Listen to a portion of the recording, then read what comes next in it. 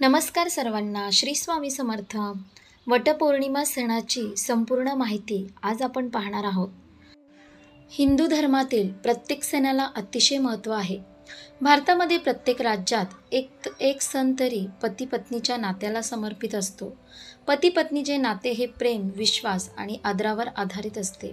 या नात्यात एकमेकांचा आधार घेणे, अडचणीत साथ देणे आणि आनंदी क्षण एकत्र अनुभवता येतात.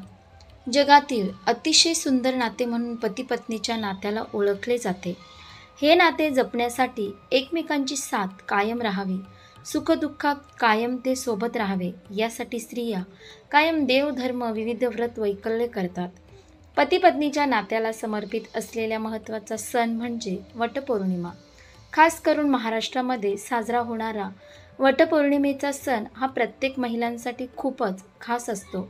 पतीला निरोगी दीर्घायुष्य मिळावे आणि पती पत्नीचे नाते शेवटपर्यंत टिकावे आणि त्यांची साथ राहावी, यासाठी वटपौर्णिमेचे व्रत केले जाते. या दिवशी सुवासिनी महिला वडाच्या झाडाची पूजा करतात आणि त्याला सूत गुंडाळतात. या झाडाची पूजा करण्यामागे देखील एक मोठी कथा सांगितली जाते.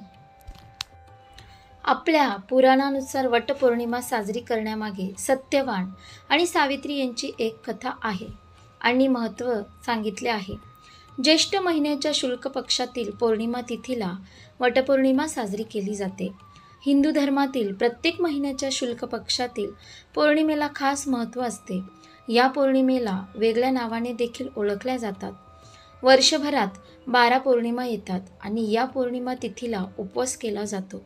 या दिवशी स्त्रिया वटवृक्षाची पूजा करून पतीला, कुटुंबाला आरोग्य संपन्न आयुष्य, धनधान्य, मुळबाळ, संसाराचा विस्तार होऊन भरभाटी येऊ दे असे मागणे मागतात. वड हा वृक्ष दीर्घायुष्य असल्याने वृक्षाचे संवर्धन आणि जतन व्हावे या हेतूने वृक्षाची पूजा करण्याची कल्पना भारतीय संस्कृतीने स्वीकारली आहे. ज्येष्ठ शुद्ध त्रयोदशीपासून पौर्णिमेपर्यंत हे व्रत करायचे असते. 3 रात्र व्रत करावे असे सांगितले गेले आहे. मात्र 3 दिवस व्रत उपवास करणे शक्य नसल्यास फक्त पौर्णिमेलाच उपवास करावा. या व्रताचा विधीत नदीकाठची वाळू आणून पात्रात भरून तिच्यावर सत्यवान आणि सावित्री यांच्या मूर्ती ठेवल्या जातात. मग त्याची षोडोपचार पूजा केली जाते. त्यानंतर पाच अर्घ्य घ्यावीत. मग सावित्रीची प्रार्थना करावी. पूजा झाल्यावर संध्याकाळी सुवासिनीसह सावित्रीची कथा ऐकावी.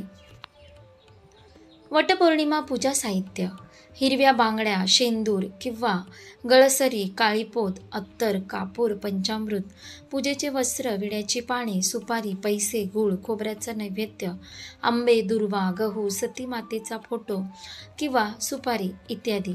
वडाच्या मुळाजवळ अभिषेक पुरुष सूक्तासह षोडोपचार किंवा पंचोपचार पूजन व आरती करावी. वडास हळद कुंकू वाहून आंबे आणि दूध साखरेचा नैवेद्य दाखवावा. वडाच्या झाडाला तिहेरी सुती दोरा गुंडाळून 5 प्रदक्षिणा घालाव्या. 5 सुवासिनीची आंबे व गव्हाने ओटी भरावी. या दिवशी 16 अलंकार करावेत. या व्रतानंतर घरातील वडिलांधाऱ्याचे आशीर्वाद घ्या. वटसावित्री व्रतानंतर फळे, धान्य, कपडे इत्यादी एका टोपलीत ठेवा आणि ते गरजू व्यक्तीला किंवा ब्राह्मणाला दान करा. पूजा झाल्यानंतर पुढील श्लोक म्हणावा.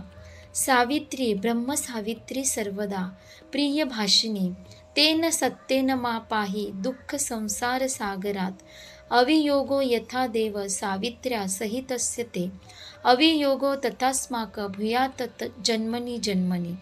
वटमुळे स्थितो ब्रह्मा वटमध्ये जनार्दन वटाग्रे तू शिवो देव सावित्री संश्रिता. वटवृक्षाची पूजा का केली जाते? वटवृक्ष दीर्घकाळ अक्षय राहतो म्हणून त्याला अक्षयवट असेही म्हणतात. त्यामुळेच हिंदू धर्मात या झाडाला पूजनीय मानले जाते. ब्रह्मा, विष्णू आणि महेश हे त्रिमूर्ती वटवृक्षात वास करतात. भगवान विष्णू वटवृक्षाच्या खोडात वास करतात असे मानले जाते. मुळात ब्रह्मादेव वास करतात असे मानले जाते. भगवान शिव शाखांमध्ये वास करतात. वटवृक्षाच्या लटकलेल्या फांद्या हे सावित्रीचे रूप मानले जाते. वटसावित्री व्रताचे महत्त्व. वटसावित्री व्रताच्या दिवशी विवाहित स्त्रिया वडाची पूजा करेपर्यंत निर्जळ उपवास करतात. धार्मिक मान्यतेनुसार वटवृक्षाच्या खोडात विष्णू, मुळात ब्रह्मा आणि फांद्यात शिव विराजमान असतात. तसेच वडाच्या झाडाच्या बऱ्याच फांद्यांना पारंब्या असतात. याला सावित्री मातेचं रूप मानलं गेलं आहे. त्यामुळेच वटवृक्षाची पूजा केल्याने देवाचे आशीर्वाद लाभतात असे मानले जाते. वटपौर्णिमा 2025 तारीख आणि वेळ. वटपौर्णिमा तारीख 10 जून 2025. वटपौर्णिमा तिथी सुरू सकाळी 11:35 वाजता. पौर्णिमा तिथी संपते 11 जून दुपारी 1:13 वाजता. वटपौर्णिमा शुभ मुहूर्त. वटसावित्री व्रताच्या पूजेसाठी शुभ मुहूर्त सकाळी 11:55 ते दुपारी 12:51 पर्यंत. या दिवशी ब्रह्ममुहूर्तापासून पूजाविधी सुरू करणे शुभ मानले जाते. पूजेसाठी सूर्योदयापासून ते दुपारपर्यंत वेळ शुभ आहे. वटपौर्णिमा कथा. अनेक वर्षापूर्वी भद्र देशात अश्वपती नावाचा राजा राज्य करीत होता. त्याला सावित्री नावाची कन्या होती. सावित्री अतिशय सुंदर, नम्र व गुणी मुलगी होती. सावित्री उपवर झाल्यावर राजाने तिलाच आपला पती निवडण्याची परवानगी दिली. सावित्रीने सत्यवान नावाच्या राजकुमाराची निवड केली. सत्यवान हा शाल्व राजाचा धूम्रसेन नावाचा राजाचा मुलगा होता. शत्रूकडून हरवल्यामुळे आपल्या राणी व मुलासहित राजा जंगलात राहत होता.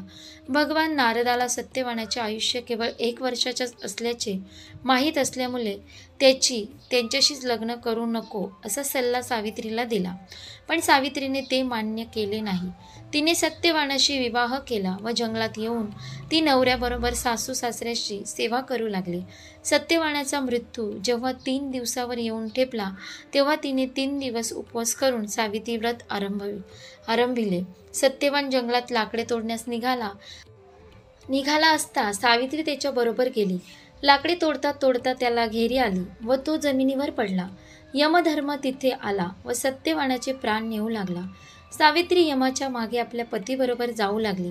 यमाने अनेक वेळा सावित्रीस परत जाण्यास सांगितले, पण तिने साप नाकारले व पतीबरोबर जाण्याचा हट्ट धरला. अखेर कंटाळून यमाने पती सोडून तिला 3 वर मागण्यास सांगितले. सावित्रीने सासू सासऱ्याचे डोळे व राज्य परत मागितले व आपल्याला पुत्र व्हावा असा वर मागितला. यमराजाने गफलतीने तथास्तु म्हटले. तेव्हा त्याला वचनबद्ध झाल्याची आठवण झाली व सत्यवानाचे प्राण परत करावे लागले. सत्यवानाचे प्राण सावित्रीने वडाच्या झाडाखालीच परत मिळवले. म्हणून ज्येष्ठ महिन्यात पौर्णिमेला स्त्रिया वडाच्या झाडाची पूजा करतात, उपवास करतात व वटसावित्री व्रत आचरतात. अशा प्रकारे कोणतीही स्त्री वटपौर्णिमेच्या दिवशी उपवास करील तर तिच्या सर्व इच्छा पूर्ण होतील. आशा करते तुम्हाला ही व्हिडिओ नक्की आवडली असेल तर लाईक करा, शेअर करा आणि आपल्या योगेश्वर कृपा या चॅनलला सबस्क्राईब करा. भेटू एका पुढच्या नवीन व्हिडिओमध्ये. धन्यवाद. श्री स्वामी समर्थ. जय जय स्वामी समर्थ. ही वटपौर्णिमेची कथा तुम्हाला आवडली असेल तर लाईक नक्की करा.